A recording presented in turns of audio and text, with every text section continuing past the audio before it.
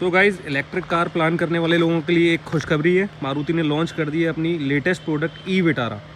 आप जो अभी वीडियो में देख रहे हो ये इसका टॉप वेरिएंट है। अगर हम ई विटारा की बात करते हैं तो 10,99,000 रुपये से स्टार्टिंग हो जाती है। तो एक बहुत चलो भाई, जैसे कि मैंने कहा था कि मैं एक छोटी सी टेस्ट ड्राइव ले देते हैं शहर में कि शहर में कार का क्या रिस्पॉन्ड है।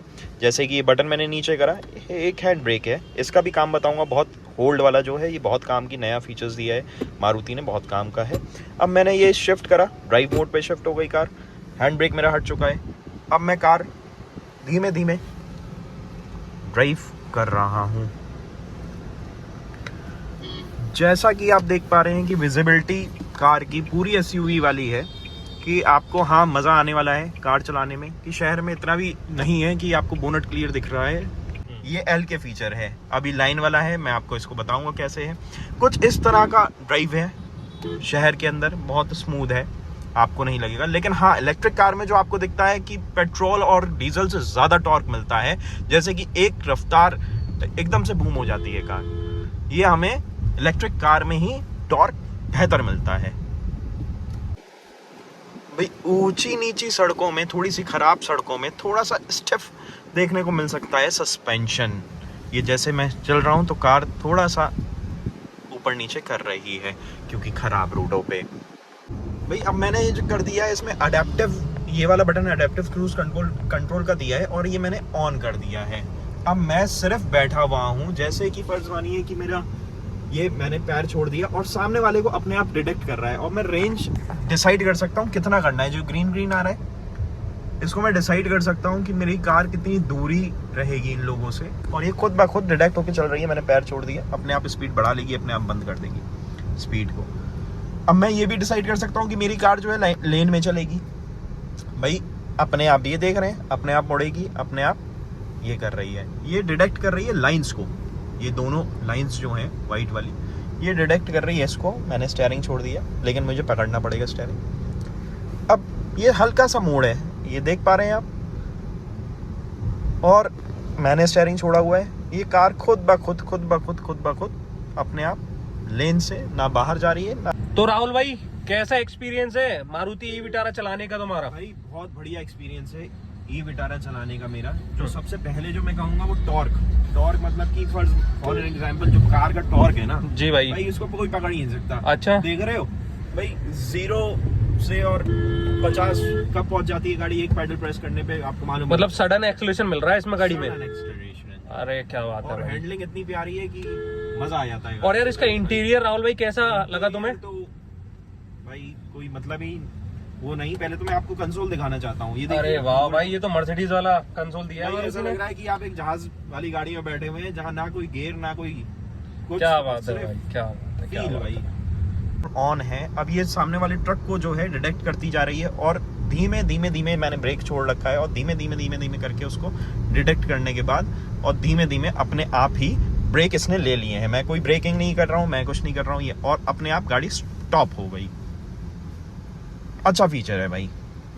तो राहुल भाई कैसा रहा experience adaptive cruise control lane keep assist का? मेरा तो हाईवे पे भी बेहतर एक्सपीरियंस है। जैसे कि कार मेरी चल रही है, एक बार दिखाना जरा। अडेप्टिव क्रूज कंट्रोल पे मैंने एक स्पीड सेट कर दी और मैंने पैर छोड़ के बैठ गया हूँ, मतलब मैं कुछ भी नहीं कर रहा हूँ। और कार दूसरी वाली कार को, जैसे सामने वो कार आप देख रहे हैं, एक कार ये सामने चल रही है, उन्हीं को डिटेक्ट करके कार चल पा रही है। जैसे कि जो स्पीड कम करता है तो मेरी कार स्पीड कम कर रही है भाई, लेन से बाहर भी नहीं जा रही है। और तीसरी चीज, जैसे ही वो अपनी स्पीड बढ़ाता है तो मेरी कार भी खुद ब खुद उसके पीछे चलती रह रही है।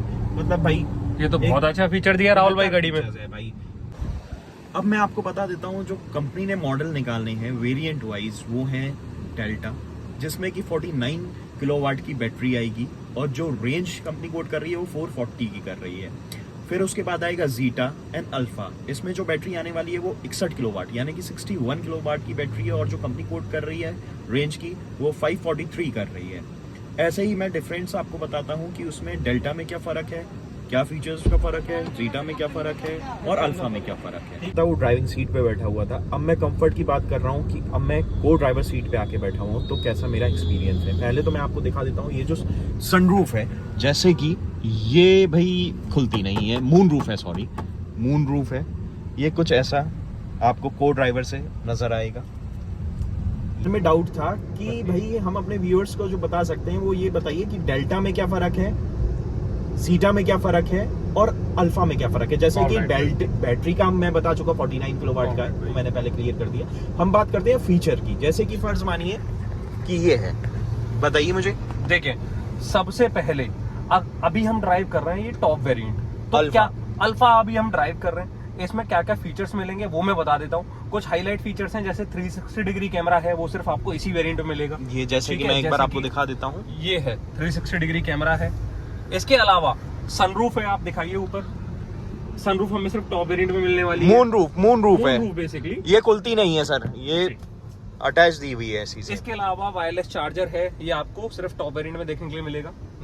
हाइट एडजस्टेबल ड्राइवर सीट है with powered option, electronic seat है, ये 10 वे एडजस्ट कर सकते हो आप इसको। अच्छा। तो ड्राइवर सीट है इसकी इलेक्ट्रॉनिक रहने वाली है, इलेक्ट्रिक सीट रहेगी, ठीक है। ये सिर्फ टॉप वेरिएंट में क्या मिलने वाला है। कंसोल भी ऐसा रहेगा डेल्टा का? कंसोल बिल्कुल सेम मिलने वाला है। डेल्टा में क्या चीजें नहीं मिलेंगी वो मैंने आपको बता दी, लेकिन डेल्टा वेरिएंट अगर आप प्लान कर रहे हो तो उसमें बेसिक फंक्शन सब मिलने वाले हैं। जैसे 18 इंचेस के अलॉय मिलेंगे, फ्रंट में एलईडी लाइट विद डीआरएल मिल जाएगी आपको, पुश स्टार्ट इग्निशन, मतलब मोटा मोटा मैं ये बात कर लेता हूँ कि अगर हम जीटा मॉडल पे जाएंगे तो 3 फीचर्स का फर्क है। बिल्कुल बिल्कुल। अगर आप डेल्टा से जेटा पे स्विच करेंगे तो हमें 3 एक्स्ट्रा फीचर मिलने हैं, जो कि एक पहला वायरलेस चार्जर है, पीछे पार्किंग कैमरा है, पार्किंग कैमरा हो गया, पार्सल ट्रे पीछे डिग्गी में, एक पीछे पार्सल ट्रे, ठीक है। Extra feature. फिर अगर मैं अब कहता हूँ कि अल्फा पे मुझे बढ़ना है तो अल्फा में एक तो मुझे 360 कैमरा, आप बता रहे हैं 360 कैमरा मिल जाता है, मून रूफ मिल जाएगी, मून रूफ मिल जाती है, अडास लेवल 2 मिल जाता है, अडेप्टिव क्रूज कंट्रोल मिल जाता है, वेंटिलेटेड सीट्स हैं, वेंटिलेटेड सीट्स इसमें मुझे मिल गई। और मेन बताता हूँ, इसमें जो साउंड आने वाला है टॉप वेरिएंट वो हरमन का साउंड रहेगा, इन्फिनिटी के स्पीकर्स के साथ। चलो एक बार साउंड भी सुन लेते हैं यार। बिल्कुल बिल्कुल। और मैं आपको स्पीकर की आवाज सुनिए,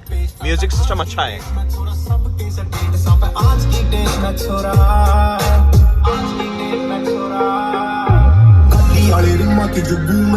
बात कर लेते हैं थोड़ी सी चार्जर की, कि हमें हमारे को कितने प्रकार के चार्जर मिलेंगे, दूसरी वो कितनी देर में चार्ज करेंगे, चार्ज करने के बाद कितने यूनिट हमारी बिजली खर्च होगी एक चार्ज में, वो हम बात कर लेते हैं। पहले मैं बात करने वाला हूँ आपसे चार्जर की, कि अमित जो आप मुझे बता रहे थे कि 3.4 का एक चार्जर आएगा, वो मतलब कैसे मैं लगा सकता हूँ? कि फर्ज मानिए मैं जा रहा हूँ, मैं अपने घर पे भी नहीं हूँ भाई, आपने मुझसे कह दिया कि मैं मेरे घर पे एक चार्जर लग जाएगा, मैं अपने घर पे नहीं, मैं कहीं जा रहा हूँ, तो कैसे होगा? तो भाई वो 3.4 किलोवाट का चार्जर है, जो कि पोर्टेबल चार्जर रहता है। अच्छा। जिसको आप अपनी गाड़ी में अपने साथ कैरी कर सकते हो, और किसी भी नॉर्मल सॉकेट में 16 एम्पियर के प्लग में लगा के आप अपनी कार को चार्ज भी कर सकते हो। मैं कहीं पे भी, कहीं भी, वो मेरी कार के अंदर रखा हुआ है चार्जर? बिल्कुल बिल्कुल।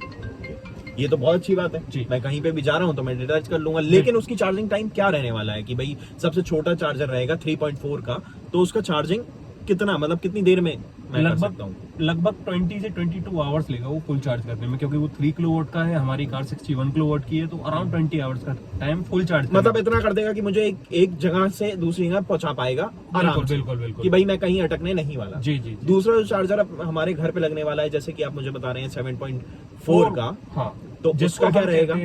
वॉल बॉक्स चार्जर होता है वो 7.4 किलोवाट का, ठीक है, जिसका चार्जिंग टाइम है 6 to 7 आवर्स। ठीक है सर, 6 to 7 आवर्स, ठीक है। और तीसरा ऑप्शन मिलता है डीलरशिप पे। हमारी मारुति ने ऑलरेडी 2000 से ज्यादा चार्जर इंस्टॉल कर दिए हैं, जो कि डीसी चार्जर रहते हैं 60 किलोवाट के, वो हमारी कार को 45 मिनट में 0 to 100% चार्ज कर देते हैं। नहीं, जैसे कि हमारा डिस्कशन हो रहा था कि भाई जैसे नेक्सा ने चालू करा है कि हम मेरे को हर एक डीलरशिप पे चार्जिंग पॉइंट मिलेगा। जी बिल्कुल मिल जाएगा भाई। मैं ये समझता हूँ कि हर 20 किलोमीटर के बाद नेक्सा का शोरूम मिल जाएगा, ये मारुति के वर्कशॉप मिल जाएगा, ये मारुति के वर्कशॉप पे, और भाई नेक्सा की डीलरशिप पे ये चार्जर अवेलेबल है।